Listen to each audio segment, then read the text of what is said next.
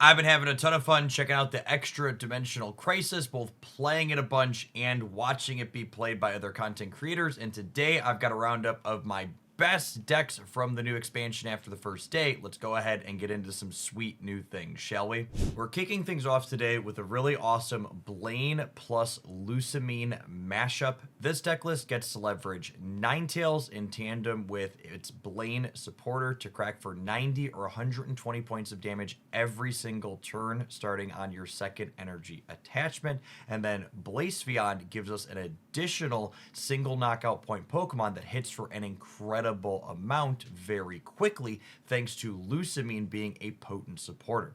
I think Lusamine is arguably one of the strongest cards in this expansion, letting you attach not just one, but two energy from the discard pile to one of your Ultra Beasts, means that once your opponent takes their first knockout, you get to continue applying pressure without ever missing a beat. This very directly solves one of the problems this Ninetales Blaine archetype has always had, which is, while Ninetales hits hard, early, and fast, often giving you a ton of pressure to start, you don't typically have a follow-up because all of your energy had to go into Ninetales every single turn. Lusamine plus Blacevion means with 0 energy on the Blacevion, you move it to your active spot after Ninetales goes down. Lusamine puts it up to 2, you attach your third for the turn, and you keep on cracking for 100 plus points on all of these potent 1 knockout point mons, meaning your opponent needs 3 clears to get a win. I really love how clean this deck list looks. I think it's a great example of using a new card to actively solve a problem an old card had that was previously coming up short. Next up, we have a Zeraora Raichu Arceus build. Our Zeraora from the latest expansion, if it's in play on the first turn, it attaches a lightning energy to itself, meaning it gets to start cracking for 50 on your second turn, regardless of if you are going first or second. This also combos well with the Electrical Cord, a really powerful new Pokemon tool that says if this is attached to a lightning Pokemon when it's knocked out by an attack, you get to take up to 2 energies from that Pokemon that was cleared and attach them 1 each to up to 2 other Pokemon on your bench. This allows you to again kind of keep that pressure going even through your opponent taking knockouts, meaning we can play 2 energy attackers like Zeraora into a 2 energy attacker like Raichu, into a 3 energy attacker like Arceus or Alolan Raichu, and just constantly keep hammering our opponent even through knockouts that they're taking. The Arceus-powered Raichu with its Link ability is a card that's always felt incredibly close to being playable, hitting for a flexible amount of 60 damage that tags the opponent's backline, letting Cyrus get enabled and Arceus clear out things that it would normally miss in single hits, while also being fairly resilient to smaller attacks. Feels like a really potent combination. Dawn is also an incredibly powerful card here, letting us get our opponent from spots that they're not expecting. With Zeraora, we can Dawn energy onto Arceus to start attacking sooner, or if you assemble your Raichu with first evolution advantage, you can start hitting for 60 on the second turn with it.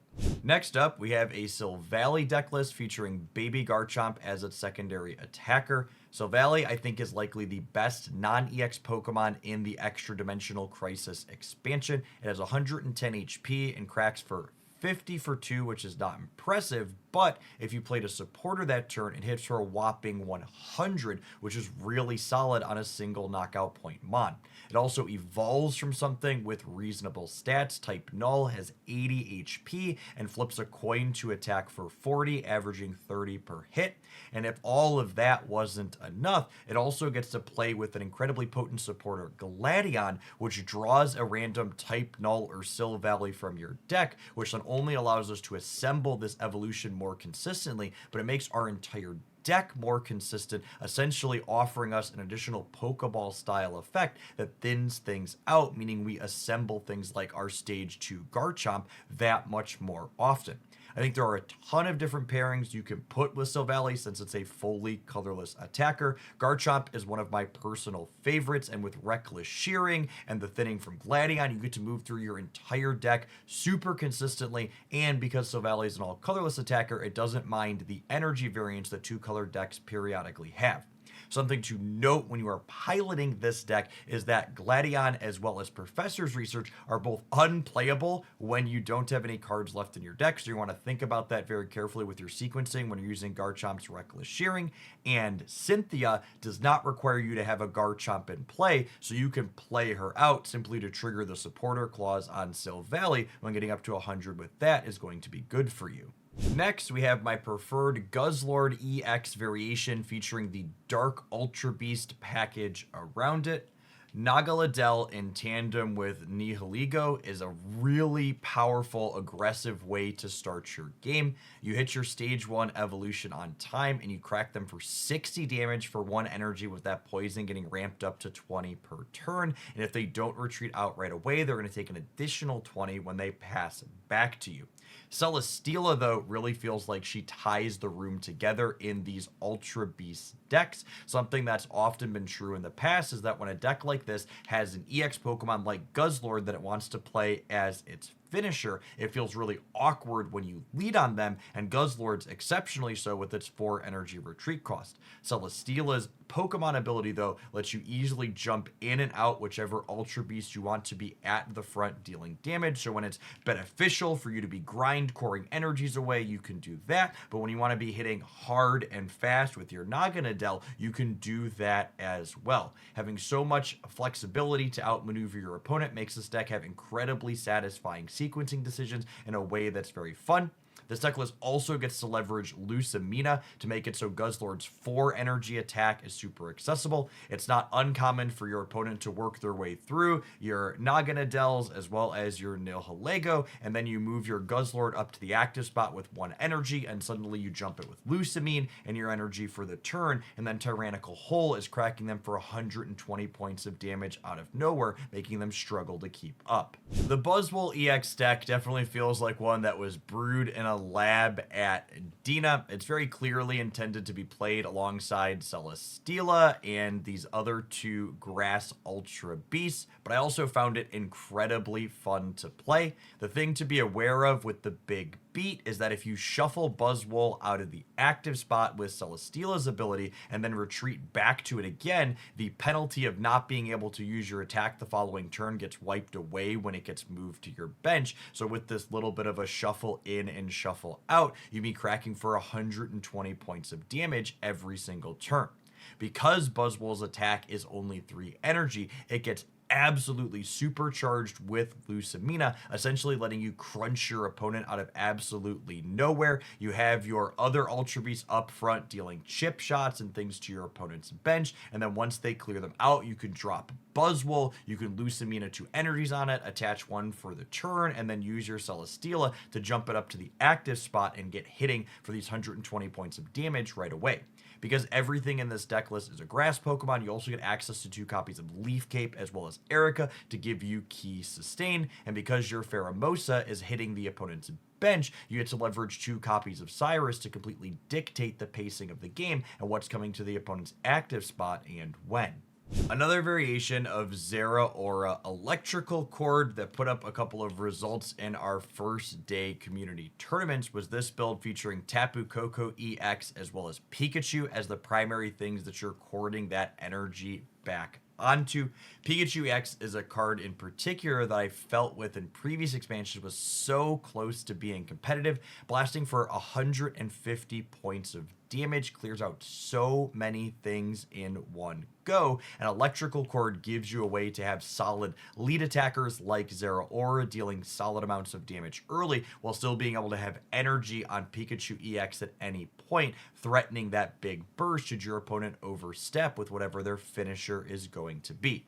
This deck list also gets to leverage Dawn as a way to get Zeraora energy onto something like Tapu Koko that much sooner to get pressuring for 90 points of damage quickly when 50 from your Zeraora simply isn't enough to start.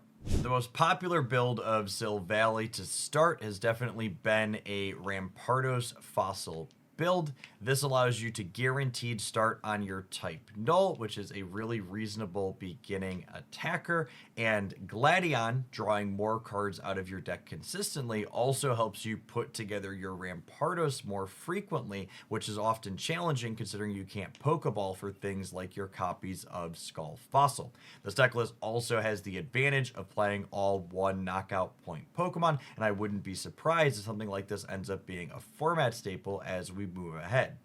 Last but certainly not least, Nihilego has been breathing some new life potentially into Genetic Apex Weezing of all cards. The Poison Gas ability on this allows you to toggle that poison on the opponent's active every single turn, crunching for 20 or 30 if you have 2 Nihilegos on your bench, and Tackle is just hyper efficient, giving you 30 damage for 1 energy on top of this. You mix in chip shots from Darkrai in the back, and suddenly this Genetic Apex attacker is adding up to dealing 70 or even 90 damage every single time the turn is passing back and forth. You also get to leverage potent new Pokemon tools like Poison Barb, allowing your opponent to get poisoned even more frequently when they're hitting your Darkrai or Weezing after they've switched out whatever their active was, slowly dying. Well, I think from a deck building perspective, some of the Ultra Beast builds like Guzzlord and Buzzwole are relatively straightforward. I also think they've been incredibly interesting and fun to play, with Celesteela making you have lots of choices over the course of the games that are playing out. I also think it seems like they hit pretty reasonable power levels with these cards. I would be kind of surprised if something with Buzzwole and Guzzlord don't end up being competitive somewhere in the metagame. Silvally definitely seems like the card that's going to take the most figuring out. It has all the numbers in all the right places while being relatively easy to enable and hyper consistent thanks to Gladion, but it's also fully colorless, so there's so many different places to try it out to optimize exactly where it's going to get you that highest win rate. I would love to hear in the comments down below what you've been having fun and finding success with as we head on into our next ranked season. If you enjoyed my roundup here today, be sure to smash the like button on this video. If you happen to be new here and you enjoyed what you saw, I'd encourage you to subscribe and come back again. We'll be having our first meta report tracking down the best deck list from the biggest tournaments come Monday after those happen this weekend. I appreciate everybody that made it all the way through to the end of the video, and I hope your next Pokemon Pocket Pack is an excellent one.